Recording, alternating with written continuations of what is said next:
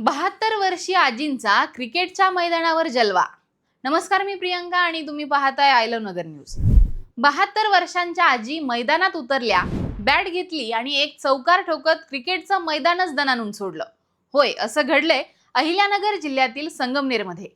आयुष्यात कोणतीही गोष्ट शिकण्यासाठी वय हा केवळ एक आकडा असतो. हे संगमनेरच्या 72 वर्षांच्या आजी अंजनाबाई बाबूराव शिंदे यांनी सिद्ध करून दाखवलंय. हातात बॅट आणि डोळ्यात आत्मविश्वास घेऊन जेव्हा या आजी क्रिकेटच्या मैदानावर उतरल्या, तेव्हा तरुण मुलंही बघतच राहिली. संगमनेरमध्ये झालेल्या एकविरा क्रीडा महोत्सवात राजापूर येथील 72 वर्षांच्या आजी क्रिकेटच्या मैदानात उतरल्या. धडाकेबाज फलंदाजी आणि गोलंदाजी करून त्यांनी महिला व युवतींना तणावमुक्त जीवन व चांगल्या आरोग्याचा मंत्र दिलाय. सहकार महर्षी भाऊसाहेब थोरात क्रीडा संकुल इथे एकविरा फाउंडेशनच्या वतीने क्रीडा महोत्सव आयोजित करण्यात आला होता. या महोत्सवाच्या चौथ्या दिवशी राजापूर येथील सहेली ग्रुपच्या 72 वर्षीय अंजनाबाई शिंदे या आजीने या खेळाचं नेतृत्व केलं. आजीला पाहताच सर्व तरुणी व महिलांमध्ये मोठा उत्साह निर्माण झाला. एकविरा फाउंडेशनची कॅप डोक्यावर घालत आजी टॉस उडवण्यासाठी मैदानात आल्या, तेव्हा सगळेच अवाक झाले होते. आनंदी जीवन जगण्यासाठी माणसाची इच्छाशक्ती ही प्रबळ असावी लागते. मग त्याला वय हा फक्त आकडा वाटतो, हे आजींनी सिद्ध केलंय.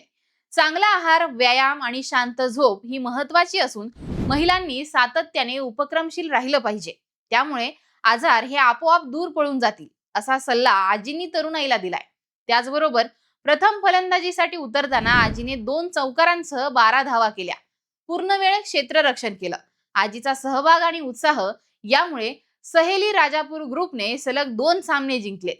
फलंदाजी बरोबरच गोलंदाजीमध्येही आजीने कमाल केली. 2 जणांना आउट सुद्धा केलं. त्यानंतर आजीने डॉक्टर जयश्री थोरात व सर्व महिलांसोबत झुंबा डान्स मध्ये सुद्धा सहभाग घेतला. महिलांना कष्ट असतात, मात्र त्या आरोग्याकडे दुर्लक्ष करतात.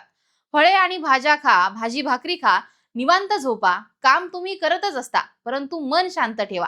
तुम्हाला कोणताही आजार होणार नाही, असा सल्ला त्यांनी महिलांना दिलाय. खरोखरच अंजनाबाईंचं वय जरी 72 असलं तरी उत्साह मात्र 17 वर्षांच्या तरुणालाही लाजवेल असा होता. आजींच्या या जिद्दीला सलाम आहे.